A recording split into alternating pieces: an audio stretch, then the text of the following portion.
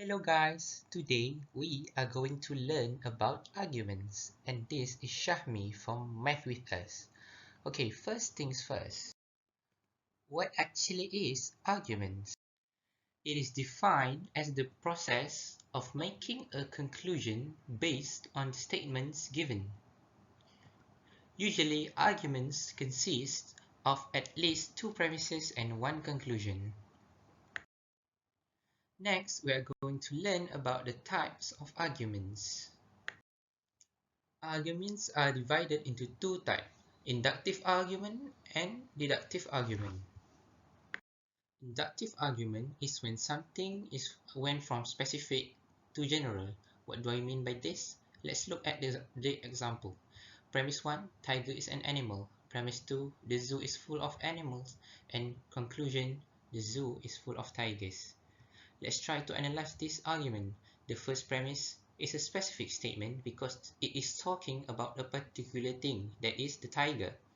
Next, the second premise is a general statement because it does not mention what zoo it is. Then, the conclusion is a general conclusion because it concluded that the zoo is full of tigers just because it is full of animals. We can see that this went from specific to general form, so it is an inductive argument. Inductive argument is logically true, but realistically may or may not be true. Why did I say this? Okay, let's see the conclusion earlier. The zoo is full of tigers. Okay, when we go to a zoo, do we only see tigers in the zoo? No, right? We can see other animals too.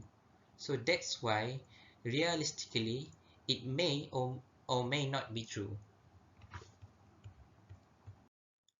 Now let's look at the deductive argument. Deductive argument is when something went from general to specific form. Okay, let's look at the example. The premise one is a general statement because it has the word all. Okay, a tip for you guys. If there is the word all, that means that the premise automatically becomes a general statement. Okay, next let's look at the premise 2. This is a specific statement because it refers to the tiger. Then the conclusion is a specific conclusion because it also refers to the tiger. This is an example of a deductive argument because it went from a general to a specific form. It is logically true and realistically true. Because why? Tigers in reality eat meat, right? Because they are carnivores.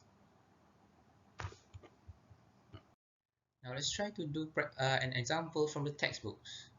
Pause the video and try to answer the question. Okay, let's look at the answer. Okay, the answer is this is a deductive argument. Congratulations to the people who got it correct. Let's move on how to determine the validity of deductive arguments. When we wanted to determine the validity of a deductive argument, we have to include two parts. The first one, we have to determine whether it is valid or invalid. Okay, this is part 1. Then we have to determine whether the argument is sound or unsound, and this is part 2, and both parts must be included when we want to determine their validity. First, we look on how to determine the part 1. We simply just follow the form of this table. Let's look at the example. Okay, first things to do for part 1. For every subject or thing that we find, we make a bracket and assign it a variable. Okay, let's try on the example. All actresses are good at dancing. Actresses is the first subject, so we assign it as A. And good at dancing is B. Then we look at premise 2. Jasmine is an actress. Jasmine is a new subject, so we assign it as C. But for actress, we already met it earlier, so we assign it as A. Next, we do the same thing for the conclusion. Okay, then we look at the small note. The note said that all A are B. C is A, C is B. Okay, when we compare the example to the small note, it follows the first form. So we can see that the argument is valid because it follows the structure of form 1.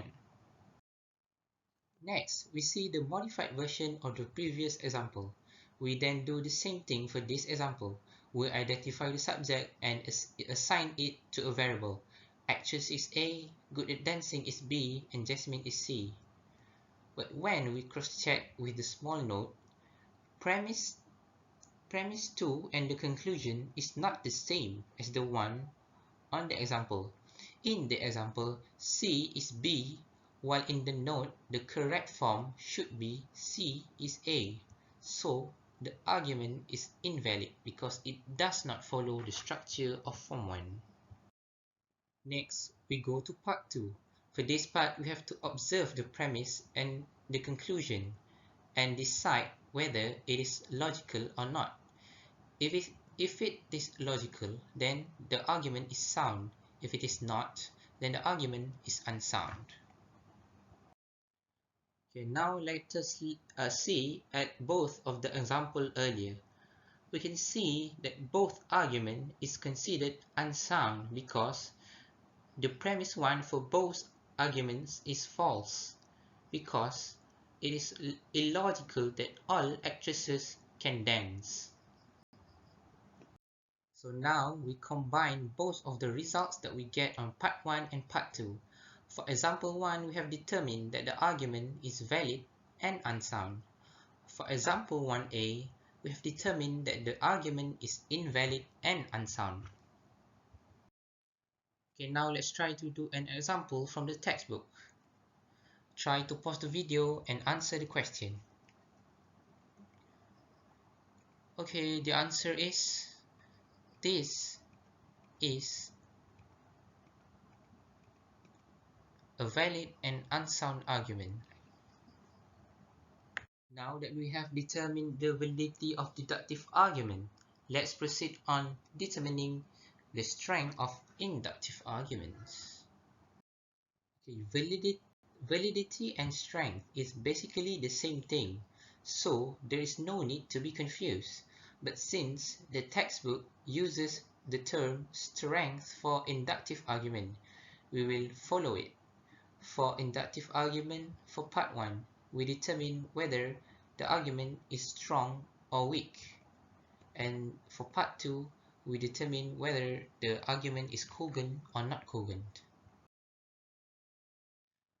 Okay, for part 1, if the conclusion is true, then the argument is considered as strong, while if the conclusion is false, then the argument is considered as weak. For part 2, if the premise is true, then the argument is cogent. But if the premise is false, then the argument is not cogent. Okay, let's see example 2. A tip for you. We should first determine the strength of the conclusion before we determine the strength for the premises part. So from this example, we can see that the first premise is true, the second premise is true, and the third premise is also true, and the conclusion is probably false, since although 3 rooms have red chairs, there is no guarantee that all of the chairs in the house is red colored. So the conclusion is weak. Okay, when a conclusion is weak, the premises automatically become non-cogent, even though all of the premises are true. So this is a special rule that is applied only to weak arguments. Okay, next, let's see example 3. The first premise is true, the second premise is true, and the third premise is false, and the conclusion is true. So it is a strong argument. Let's look at the premises. One of the premises is false, so the argument automatically becomes not cogent. Okay, let's proceed on to example 4. The first premise is true. The second premise is true. The third premise is also true. And the conclusion is true because the product of multiples of 2 with 5 will end up with digit 0. This can be seen with all of the three premises given above. All of them ends with 0, so the conclusion is true. So it is a strong argument. Then all of the premises are true, so it is cogent. Okay, let's try an example from the textbook. Pause the video and try to answer the question. Okay, let's see the answer. Okay, premise 1 said that rats have 4 legs, so it is true. Premise 2 said that cats have 4 legs, so it is true too. Premise 3 is true. But the conclusion is false because not all animals have 4 legs. Chicken, for example, only have 2 legs, so the conclusion is false. When the conclusion is false, it becomes a weak argument. Remember back what I said about the special rule.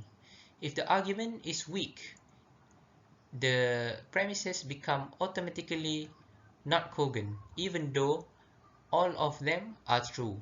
So we can conclude that for this example, this is a weak and not cogent argument.